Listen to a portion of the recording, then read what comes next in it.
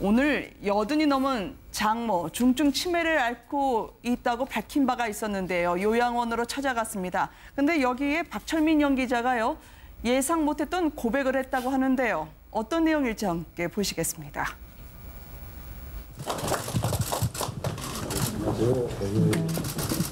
지난번 노원구 치매 지원사한테 하셨죠? 아주 영감이 좋아지셨습니까? 네. 먼저 진심으로 반성합니다. 저는 이번 선거 때 대통령 못 찍었습니다. 아내하고 늘 싸웠는데요.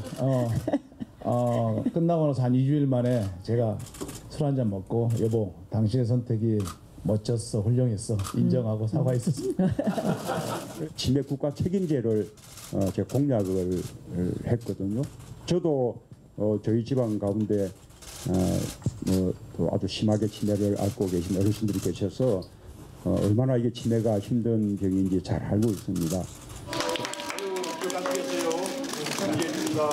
드시고 위에 뿌리시면 맨 위에. 네. 어머니 같이 하세요. 예. 네.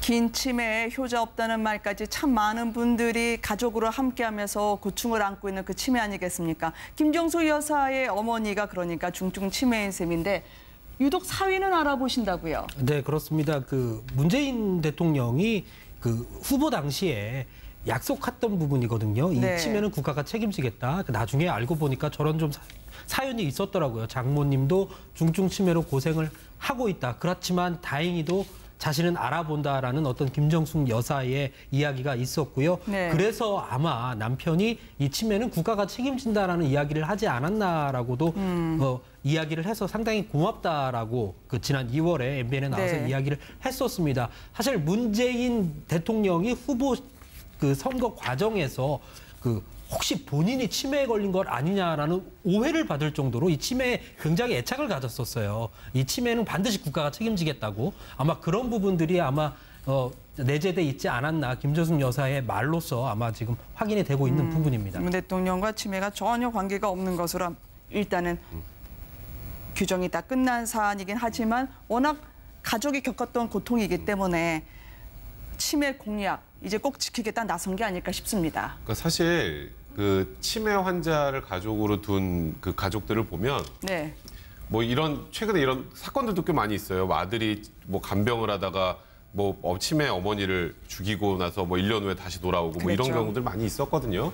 그러니까 이게 복지에서 어찌 보면 가장 중요한 부분 중에 하나가 지금 사회가 점점 고령화 사회로 가다 보면 이 부분을 나라에서 해결해 주지 않으면 굉장히 이거 큰 사회 문제가 계속 대두될 수밖에 없는 상황입니다. 그래서 네. 저는 복지 부분에서 이 치매 부분을 지금 문재인 대통령이 공약을 한 건 저는 굉장히 좀 좋은 방향이었다는 생각이 들고요. 이제 다만 어떻게 재원을 만들어서 네. 어떤 방식으로 국가에서 도움을 더 줄 것인지에 대한 좀 더 이제 구체적인 플랜을 보여주시면 더 좋겠다는 생각이 들고요. 네. 이번에 지금 이 세 번째 이제 찾아가는 행보였잖아요. 처음에 그 인천공항공사 한번 가서 비정규직 정규직 전환시키고 두 번째 학교 가서 지금 뭐였죠 그 당시에 미세먼지와 관련된 대책 얘기하고 아이들 사인해주고 네. 이번에 세 번째 여기를 가는 것은 그러니까 그 전에 우리가 조금 전까지 얘기했었던 박 전 대통령이 국민들과 이렇게 소통하는 모습을 보여주지 못했다는 이 반대 측면에서 요즘에 문재인 대통령이 굉장히 국정수행 지도가 높은 부분인 것 같은데 그러니까 이런 보여주기 행보에다 플러스 정말 구체적인 재원 마련과 어떻게 치매 환자들을 국가에서 모두 책임질 것에 대한 좀 구체적인 자료들을 보여주시면 네. 국민들로부터 훨씬 더 많이 환영을 받지 않을까 생각이 듭니다. 오늘 문 대통령 표정을 얼굴을 자세히 보시면 좀 뭐가 달라졌습니다. 안경테를 바꾸셨네요. 근데 이게 의미가 있네요. 국산으로 바꾸셨다고요. 이게 이제 원래 쓰시던 게 이제 덴마크제였어요. 네. 사실 이게 이제 안경테 때문에 사실 선거 기간 중에 좀 논란이 있었습니다. 이게 왜냐하면 덴마크 브랜드인데 이제 꽤 가격이 뭐 안경테 치고는 상당히 좀 비싼 브랜드였던 것 같아요. 네. 이제 그래서 이제 논란이 있었는데 아마 이번에 이제 예전에 그 네팔 트레킹 갈 때 그때도 이제 안경테가 잠시 이제 좀 고장이 나서 그때 뭐 고치느라고 힘들었다고 이제 그런 이야기도 올리고 했었는데 이번에 이제 조금 이제 대통령이 되시고 난 다음에 아마 김정숙 여사가 좀 바꾸시라고 그렇게 네. 이야기를 했던 것 같습니다. 그래서 이번에 이제 안경테를 조금 태가 진한 것으로 바뀌었는데 이번에 이제 국산으로 바꾸셨다고 합니다. 아무래도 네. 이제 대통령이라는 또 브랜드가 좀 있지 않습니까? 대통령이 뭘 하냐. 왜냐하면 지난번에도 그 안경 브랜드가 소개되면서 그 브랜드가 굉장히 좀 인기를 누렸다고 그래요. 네. 그래서 대통령이 뭘 하느냐, 뭘 먹느냐, 뭘 입느냐. 이게 하나의 좀 어떤 면에서 보면 좀 브랜드고 좀 마케팅의 수단으로 쓰일 수가 있거든요. 네. 그래서 아마 이번에 그런 것들 등등을 고려해서 지금 안경도 이제 국산으로 좀 바꾸셨다고 합니다. 네. 사실 뭐 지금 그 대선 과정에서 문재인 대통령의 그 안경테를 둘러싸고 또 이런 뭐 유명 또 외산의 그 고가 브랜드다 뭐 그런 또 이런 구설수도 좀 있었지 않습니까? 네. 뭐 그런 측면을 본다고 한다면 그건 아마 문재인 대통령 입장에서는 아마 그런 생각을 했을 거예요. 그 지금 외국 재직이긴 하지만 상당히 오랫동안 사용하면서 상당히 실용적이다. 그렇기 때문에 본인에게 또 상당히 아마 좀 맞춤형 그런 안경테라는 측면에서 아마 좋아했던 것 같습니다. 좋아했던 네. 것 같지만 그러나 이제 좀 탈이 나니까 이제는 이제 대통령이 됐으니까 아무래도 그 국산을 좀 애용하자는 그런 측면도 좀 분명히 아마 있는 것 같고요. 그런데 문재인 대통령이 감아보면 뭔가를 하나를 이렇게 장만을 하면 꽤 오랫동안 쓰시는 것 같아요. 지난번에도 네. 보니까 이 수화장애자들이 만든 이 구두를 또 오랫동안 신고 있다가 그것이 그렇죠. 떨어져서 이번에 다시 새로 주문을 했는데 그 지금 그 구두 자체를 이제 생산을 하지 않는다는 거 아닙니까? 그래서 대통령이 청와대에서 이 지금 주문을 하는 바람에 다시 그 지금 수제 이 구두를 다시 또 생산한다는 뭐 이야기가 있는 걸 본다고 한다면 결국 대통령의 말 한마디 행동 하나하나가 참 국민들에 끼치는 영향이 크다는 거죠. 그런 걸 본다고 한다면 아무래도 그 문재인 대통령께서 아마 자신이 지금 애호하고 편한 물건이라 할지라도 조금 더 신경을 써서 뭐 바꾸고 교체하는 부분도 조금 세심하게 배려를 하는 것 같습니다. 네. 문재인 대통령의 국민 속으로 현장을 찾아가는 세 번째 순서를 보셨습니다만 이제 새롭게 시동을 걸고 있는 이낙연 신임 국무총리는요. 이름 앞에 90도 혹은 넙죽이라는 수식어가 계속 붙고 있습니다. 국회에서는 90도 인사 그리고 영부인과 전직 대통령을 찾아가는 자리에서는 넙죽, 바닥에 진실 쳐서 모시겠다라는 소통 행보였을까요? 하이라이트를 한번 모아봤습니다. 함께 보시죠. 배울랍니다. 네. 전 드리랍니다. 아이고 왜 나와 계십니까? 어디 계십시오.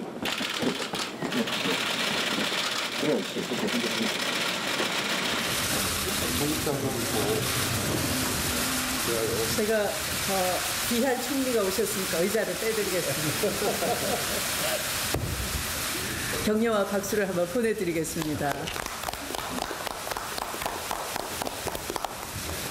어제 수행식장에서 임명장 주신 대통령이나 임명장 받으신 총리님이나 아주 인상적인데 원래 인사를 그렇게 지켜야 됩니까? 15분밖에 하는 거 아니에요? 하트를 만들 정도의 깊숙한 인사 이낙연 국무총리의 모습이었습니다. 일정이 오늘 몇 번 해프닝이 있었던 것 같긴 한데 전두환 전 대통령 예방은 없었네요. 어제 그 총리실에서 기자들에게 전달한 메시지 가운데는 전두환 전 대통령도 예방한다라는 내용이 들어 있어서 네. 사실 기자들도 조금 그 고개를 갸우뚱했었거든요. 근데 오늘 오전에 다시 이제 공지가 와서 그 일정상에 그 조율이 안 돼서 지금 방문을 안 하겠다라고 이야기가 나왔는데 네. 사실 기자들 입장에서도 방문 하나 정말 하나 그러면서 약간 어떤 좀 오해도 있었는데 아마 총리실에서 그런 오해를 풀기 위해서 오늘 네. 오전에 일찌감치 조율이 좀 사전 조율이 안 됐다라는 부분을 강조해서 다시 재공지를 한 것 같습니다. 네, 이렇게 총리의 행보는 앞으로 어떻게 청문회 과정에서 남은 장관들에게 영향을 줄까요?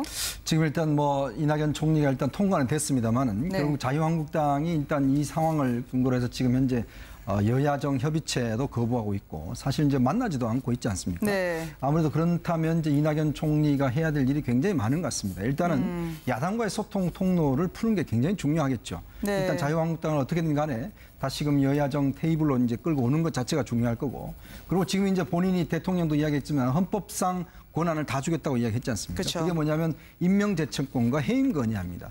그럼 지금 현재 내각에 관련해서는 아직까지 장관들이 다 발표는 안 됐지 않습니까?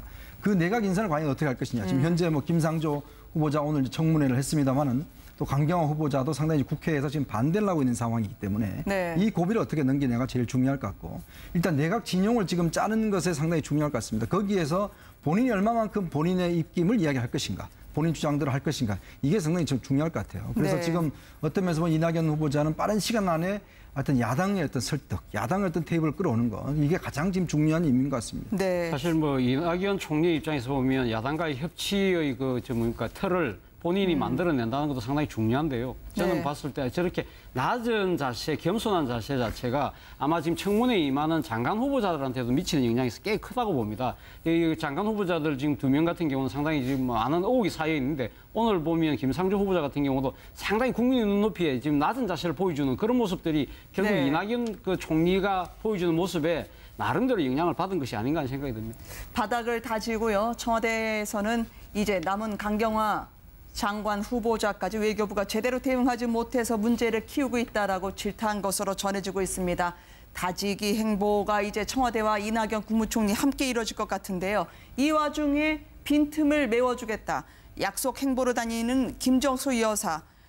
진주중앙시장에서 팥빙수를 먹는 사진에서 스님 만나는 장면까지 보도가 되던데요. 대선 당시에 뭐 당선되면 다시 오겠다는 그런 얘기하시고 지금 다시 간 거잖아요. 네. 그러니까 김정수 여사의 저런 모습들을 보면 이제 대통령 당선되고 그날 이제 그때 관저를 옮길 때 이사하는 과정이나 네. 그리고 그 과정에서 또 민원인이 왔을 때 라면 먹고 가요라고 하는 얘기나 그리고 굉장히 그러니까 좀 이런 표현이 맞나 모르겠습니다. 그냥 저희 동네 옆에 사는 정말 평범한 아주머니 같은 모습, 소탈한 모습 네. 그런 모습들이 사실 굉장히 국민들한테 좀 환영을 받는 것 같고요. 지금 나오는 사진들이나 이런 걸 봐도 영부인이라는 것보다는 그냥 시장에 놀러 온 그 편한 동네 아주머니 같은 모양새를 네. 좀 보여주시는 것 저런 소탈한 모습이 사실 국민들한테 굉장히 좀 와닿는 부분이 아닌가 개인적으로 생각이 좀 듭니다. 네. 취재 기자들이 동행하잖아요. 근데 김정숙 여사가 대선 과정에서 가는 곳마다 당선되면 다시 오겠습니다라는 이야기를 해서 기자들이 당선되면 정말 또 와야 하나 그랬는데 네. 최근에는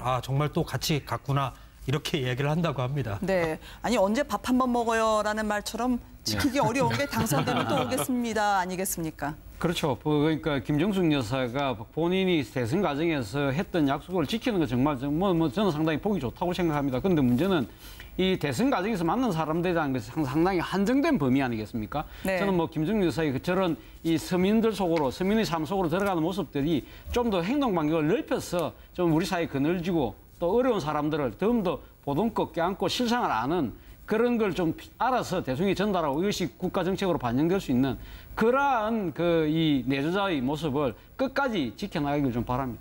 네. 아마 대통령 식사도 챙겨 주셔야 될 것 같은데 요즘 대통령이 밥을 못 드시는 것 같아요. 그만큼 김정숙 여사 역할이 저는 굉장히 크다고 봅니다. 네. 오늘 대통령 지지도가 보면 뭐 거의 80% 이상 90% 가까운 최고의 지지율로 나오지 않습니까? 네. 거기에 저는 상당 부분 아마 김정숙 여사의 공이 있는 것 같아요. 그만큼 밑바닥에서 어떤 이런 잔잔한 어떤 흐름들을 형성해 주는 것들 이거 상당히 있는 것 같고 특히 약속을 지킨다라는 이미지가 있지 않습니까? 사실은 네. 뭐 그냥 언제 한번 봐요 뭐 이런 거 자체를 보면 그냥 우리가 의례적으로 인사를 하잖아요. 그렇죠. 근데 특히 대통령 부인이 뭐 봐요 하는 다들 별로 안 믿거든요. 네. 근데 그거를 꼭 찾아가서 지금 인사를 한다는 것은 결국 이제 그분들한테 약속을 지킨다. 그런 어떤 지도자상을 주기 때문에 어떤 김정은 저런 행보 자체는 상당 부분 앞으로 어떤 대통령 지지도에 어떤 밑바닥을 형성해 줄 것 같습니다. 네. 그러니까 이렇게 약속을 지키는 모습에다가 이제 네. 앞으로 김정숙 여사가 좀 더 해줬으면 하는 바람이 드는 건 세세하게 저렇게 한 분들 뵙는 것도 중요하지만 또 영부인으로서 이제 우리나라 막 말 그대로 지금 아까 소외계층이나 이런 부분을 전반적으로 아우를 수 있는 그런 무언가 또 이제 하나를 좀 더 해주셨으면 좋겠다는 좀 생각이 들고요. 네. 사실 김정숙 여사 조금 전에 말씀하셨던 것처럼 저런 행보가 문재인 대통령의 지금 국정수행 지지도가 높은 것에 굉장히 많은 그런 기여를 하고 있다는 생각이 들고 네. 저도 사실 김정숙 여사가 처음에 뭐 호남 특보 얘기 나오고 막 그럴 때 너무 활발하게 활동하시는 게 오히려 네. 대통령으로 문재인 대통령이 되고 나서 또 역효과가 될 수도 있지 않을까라는 그런 우려도 했었으나 그런 부분들보다는 국민들 속으로 들어가는 그런 소탈한 행보의 모습을 보여주는 것 같아서 지금까지는 뭐 문재인 대통령이 굉장히 큰 도움이 되는 것 같고 네. 이게 진짜 말 그대로 문재인 대통령 5년 동안 이 김정숙 여사 국민들에게 환영받는 이 모습이 계속 이어졌으면 하는 바람이 좀 듭니다. 네. 어느덧 금요일밤으로 향해 가고 있고요. 정유라 씨 영장실질 심사를 받은 지 3시간 40분을 넘어서고 있습니다.